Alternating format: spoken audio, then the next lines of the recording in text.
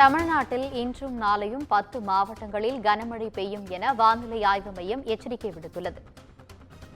தமிழ்நாட்டில் இன்றும் நாளையும் 10 மாவட்டங்களில் கனமழை பெய்யும் என வானிலை ஆய்வு மையம் எச்சரிக்கை விடுத்துள்ளதை அண்மை செய்தியாக பார்த்துக் கொண்டிருக்கிறோம். இதுகுறித்த கூடுதல் விவரங்களுடன் இணைகிறார் தலைமை செய்தியாளர் சிவா.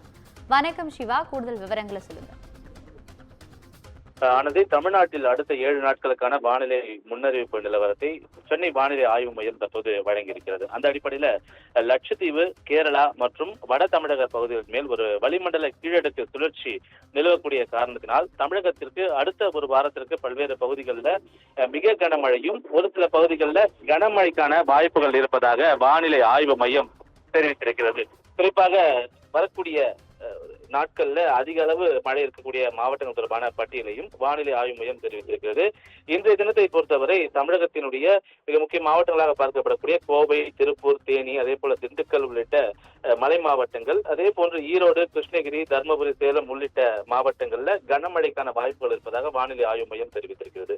9ஆம் தேதி அன்று அதே போன்று கோவை, திருப்பூர், தேனி, திண்டுக்கல் உள்ளிட்ட மாவட்டங்களிலும், அதே போன்று நீலகிரி, ஈரோடு, கிருஷ்ணகிரி உள்ளிட்ட மாவட்டங்களிலும் கனமழைக்கான வாய்ப்புகள் இருப்பதாகவும், இதே போன்று 10, 11, 12 ஆகிய நாட்கள்ல அதிக அளவு மழைப்பொழிவு இருக்கும் என்ற ஒரு தகவலை வானிலை ஆய்வு மையம் தெரிவித்திருக்கிறது. குறிப்பாக 12ஆம் தேதி அன்று 15க்கும் மேற்பட்ட மாவட்டங்கள்ல கனமழைக்கான ஒரு எச்சரிக்கை என்பது வானிலை ஆய்வு மையம் மூலமாக வழங்கப்பட்டிருக்கின்றது. குறிப்பாக சென்னை அருகில் இருக்கக்கூடிய மாவட்டமான செங்கல்பட்டு, அதே போன்று விழுப்புரம், கடலூர், தஞ்சாவூர், திருவாரூர், நாகை உள்ளிட்ட மாவட்டங்கள், அதே போன்று தென் மாவட்டங்களாக இருக்கக்கூடிய தூத்துக்குடி, திருநெல்வேலி, கன்னியாகுமரி, தென்காசி, மதுரை உள்ளிட்ட மாவட்டங்கள் என 15க்கும் மேற்பட்ட மாவட்டங்கள்ல கனமழைக்கான ஒரு வாய்ப்புகள் இருக்கிறது என்று வானிலை ஆய்வு மையம் தெரிவித்திருக்கிறது.